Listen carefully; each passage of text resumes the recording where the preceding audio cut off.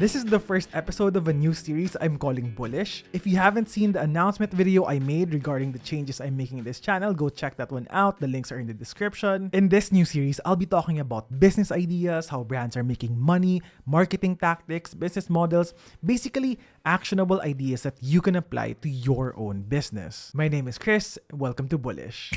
Have you guys heard of ghost kitchens? I'm sure you guys have heard of ghost kitchens or cloud kitchens, but ghost franchises are a completely different thing. And it's mind-blowing how this business model is even possible. This started to become popular when MrBeast, one of the most popular YouTubers in the world, launched MrBeast Burger, a burger fast food chain. As soon as he launched this, he said that MrBeast Burger was now in over 300 locations. And I couldn't understand what he meant by that. Like, did he construct 300 locations overnight? Obviously not, because that would require a ridiculous amount of capital and time. But apparently, this is made possible by the ghost franchise model. Here's how it works. Well, in a normal franchise, let's say McDonald's. If you were to franchise McDonald's, you're gonna need to find a location, you're gonna need to construct that store, you're gonna need to train your staff, McDonald's gives you the menu, you're gonna learn how to cook each meal. But then with ghost franchises though, in the case of MrBeast Burger, they simply approach independent restaurants. And to make this example easier, let's call that restaurant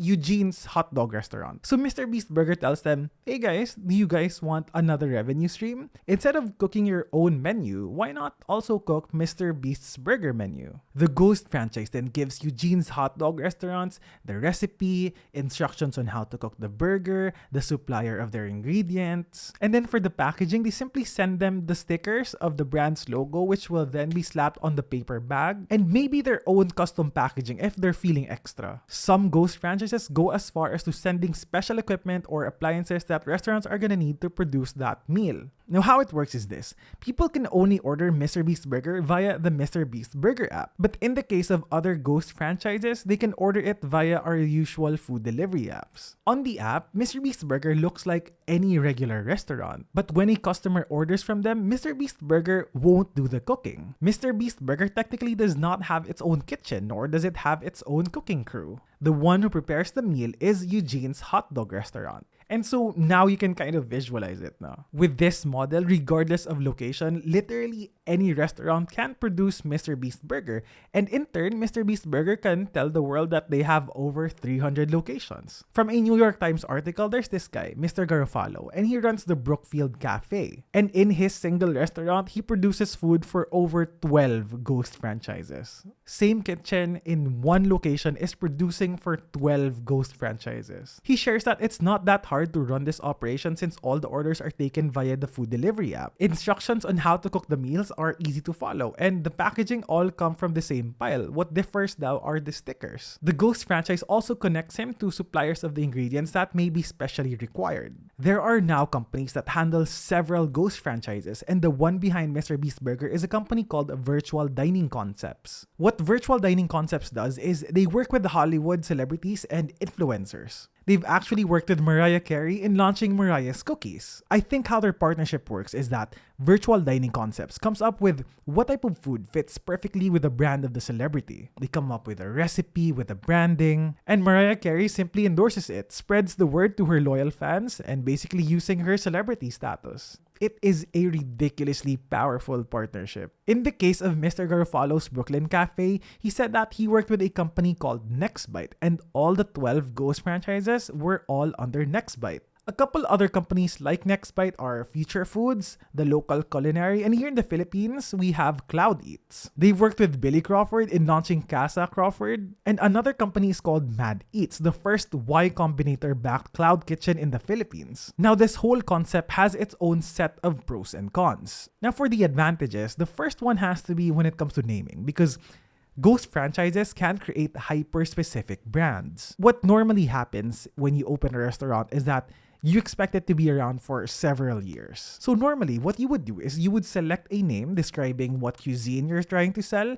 or what category you're gonna be in. So you can't be too specific with the name of your restaurant because it's gonna limit what you can sell. Like if your restaurant's name is Sophia Seafood Restaurant, as soon as you sell pizza, it's gonna be completely off-brand and it can ruin you. But in the case of ghost franchises, they have hyper-specific brands such as Grilled Cheese Society, Yangang, Dot Coffee, Mariah's Cookies, Wild Wild Wings. And these make a big impact in the buying decision of customers because these feel specialized. I mean, I am more likely to expect an amazing burger from a restaurant that specializes in burgers than a pizza restaurant that has a burger on their menu. It just feels like the pizza restaurant added a burger just so that they could expand their menu and not necessarily because they're great at it. And an even bigger benefit is that for these virtual brands, they can easily make adjustments. So let's say Wild Wild Wings isn't doing really well in terms of sales, they can just scrap the idea. Since it's a virtual brand, it's as easy as unpublishing a Facebook page. With virtual brands, you can make changes, you can kill a brand, and launch a brand very quickly. It's a very versatile business. Another benefit is for independent restaurants because this can be an additional revenue stream. Without needing a bigger location while working with the same cooking staff,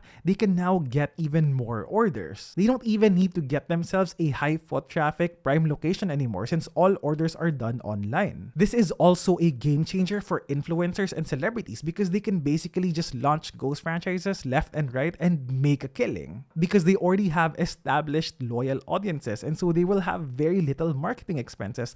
All that it's gonna take is probably just a single tweet and an Instagram post for them to spread the word. This also opens up a lot of opportunities for entrepreneurs like you and me because this unlocks a whole new way of doing business. This kind of reminds me of the whole white labeling and drop shipping model. Like, let's say that you have a family secret lasagna recipe. You can simply draw a step-by-step instruction manual on how to replicate that recipe. Then you could put up your ghost franchise on a food delivery app. Then instead of hiring a designer, you can just hire your nephew and tell him that he can work for the experience. Then you take photos of your dish and you start contacting ghost kitchens if they're interested in selling your product. And that's it. You just made your own ghost franchise. Based on what I've read from the New York Times article, Nextbite takes 45% of the sales. The restaurant takes the rest and it no longer has to pay for the delivery app fees. And some ghost franchises actually have a franchise fee. Like, they require an upfront payment of around $2,000 before they give you the recipe. This whole concept isn't actually new.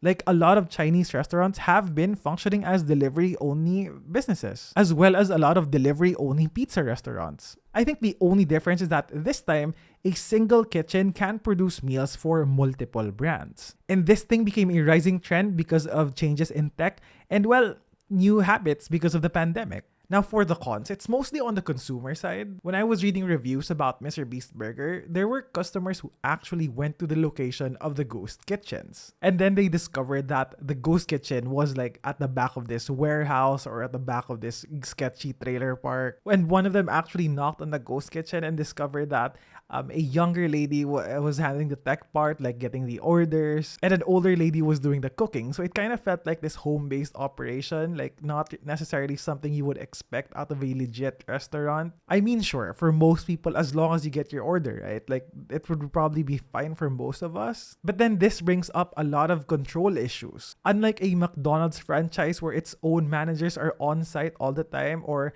one where health inspectors can come in and check the place anytime, I'm not sure if ghost kitchens are monitored that easily. And as for the ghost franchise, I'm not particularly sure how they can maintain a level of consistency and quality of the meals produced by the ghost kitchens. The guy who investigated this said that they only bought from MrBeast Burger because his kids were crazy about MrBeast and they were really excited to try it. But then he doubts that they would go and order again. But then on the business side, I guess that's the advantage because if this thing doesn't work out, it's so easy to just close this one down and just to start another one. And I love this idea because of how doable it is. I mean, sure, being an influencer as big as MrBeast has incredible advantages, but considering that a food business is usually the go-to business idea for entrepreneurs, I have a feeling that this space is gonna boom really fast. Now for this next idea, I'm gonna be talking about MrBeast again, but just to be clear, my focus is less about MrBeast as a content creator. I am more amazed by the complementary ways he's making money off of his fame. Like the way he uses his audience as leverage to create these amazing businesses. And this Feastables thing that he recently launched is a perfect example of how powerful it is to have an audience first. Okay, so just over a month ago, MrBeast launched Feastables. They describe it as a new snack brand rooted in gamified experience. The first product they released are the MrBeast bars. They're gluten-free chocolate bars available in 3 flavors. Now, normally, you'd think that this is where it ends. Influencers do this all the time. They build a loyal following and then they release a brand that's consistent with their own personal brand. Like a TikToker may release her own personal makeup line. Cool. We've seen that before. For the MrBeast bar, it goes a lot further. You see, in each chocolate bar, there's a code. And with that code, you can join this spin the wheel thing where you can win prizes ranging from being able to see a secret mystery video or getting free merch or even have the chance to win yourself a Tesla. Like, that's pretty huge. YouTuber Morgan Rain, love her channel. Go check it out. Link is in the description.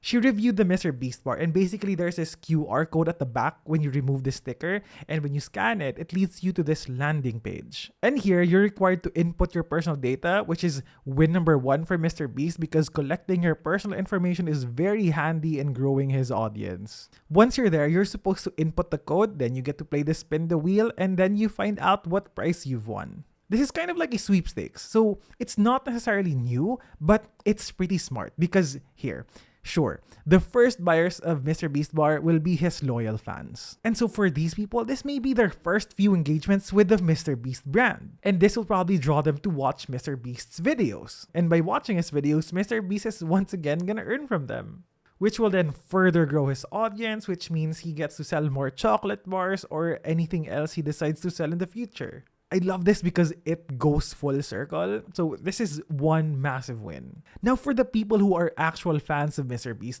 buying this physical chocolate bar, it's a great experience for them. It's a great way to make fans feel like they're part of a community. Seeing the brand of MrBeast online, on screen, on YouTube versus seeing him being able to touch the chocolate bar, it's a different feeling. And that's why merch sales are always amazing for these YouTubers. Now here's another part that I like about this business model, and it has to do with the prices. The prizes include a Tesla, Beats by Dre headphones, Artisan builds custom gaming PCs. I'm not entirely sure about this, so correct me if I'm wrong, but I have a feeling that these brands sponsored these prizes. Normally, how sweepstakes contest works is that the organizer buys the prize, let's say a Tesla, and the organizer benefits by hoping that there are enough sales from the sweepstakes tickets to offset the cost of the prize. But I have a feeling that the prizes of this MrBeast contest are sponsored because it's an incredible opportunity for them to show up to the audience of MrBeast. I'm not quite familiar with the Artisan Builds brand, but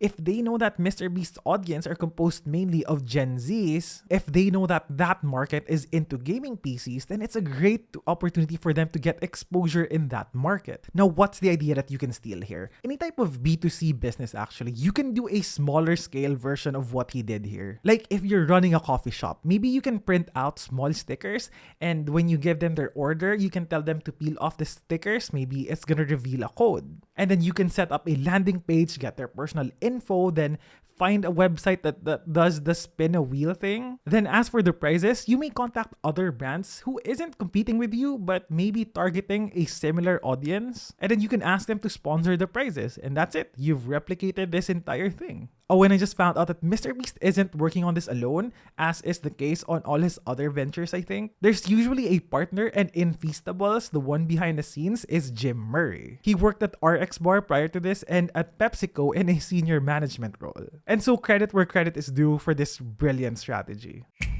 So I found this article online about how there's this new market for secondhand books that have notes and annotations in them. In fact, these books are selling up to 5 to 10x their original prices simply because these books have been butchered with notes, folds, highlights, and sticky notes. So normally, when you have like a physical copy of the book, you want to take good care of them because you want to maintain the pristine look of the book. I'm actually quite guilty of this, as you can see with the books behind me. But then now, people are appreciating books with scribbles, with notes, messages, annotations, stickers, highlights. But then why is this the case? Well, that's because there's now this new category of influencers called Booktubers, bookstagrammers, book talkers. These are mostly just people who share their love of books on social media and have gained a considerable number of followers. Since these people are now popular, there is now value in the very books that they have read. The same way how the Jordan 1s that Michael Jordan actually wore is more valuable than Jordan 1s that anyone can buy anywhere. I'm sure I'm gonna get hate from this by comparing the legendary shoes of Michael Jordan to annotated books, but you get the point. All of a sudden, the same book that millions of people have access to that you can buy in any bookstore,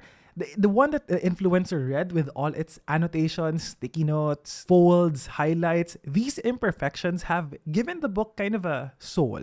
Because of the marks that the influencer left on the book, it is now unique. You know, as I was writing this script, I'm now strongly considering doing that. Like, what if I sell all the books that I've read with all my notes in them? Another thing that I like about this new trend is that aside from the fact that you can make money off of this by selling it, it has introduced a new type of gift. The article says that this is kind of like the new love letter. I mean, think about it. An annotated book is quite intimate. The notes you write on a book are usually pretty honest since you think that they're for your eyes only. So in a way, giving this book to someone is pretty much like sharing a part of yourself to that person that you wouldn't reveal with anyone else. And plus, annotating a book takes a lot of time and effort. And so receiving a book from someone who put in the time and effort to annotate it carries an extra emotional punch versus someone who just went to the bookstore and grabbed a random book. Actually, buying a book as a gift itself is already quite a tricky thing to do. Because when you give someone a book, it requires you to know that person really well. Like, let's say that you're gonna give me a gift and you know that I love business books. Just because a book is in the bestseller list in business doesn't mean that I am actually gonna love it. You really have to know that this person needs that book in this particular stage of his life. Even the best books, if you give it to someone at the wrong point of their life, like in my case, 10 years ago when I was at a point in my life when I wanted to start a nonprofit,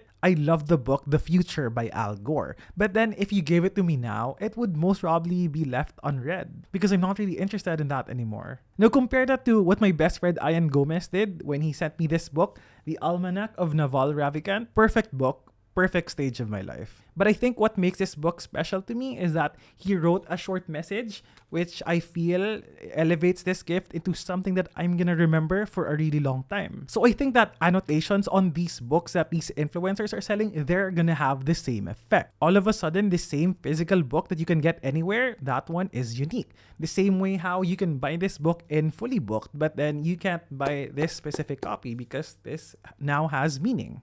I'm actually considering being less careful with reading my books. But then I saw this video by Ryan Holiday where he says that he loves seeing books with creases, with folds. He loves seeing it beaten up because it means that those books have been read. That alone convinced me, but then I discovered that there's this whole market for butchered books. And so now there's actually a financial benefit by doing this. So yeah, I'll be doing this with my books from now on. Let's see if it can actually sell. I'm gonna update you guys. I hope you guys enjoyed my first episode of Bullish. I'll be doing more of these now because it's a lot of fun. I love discovering new businesses and learning new ways that brands make money that I never would have known. So I hope you learned as much as I did. If you have any suggestions, if you have other business ideas, or maybe you have interesting brands that you want me to feature, comment down below. And that's about it. I'll see you in the next video.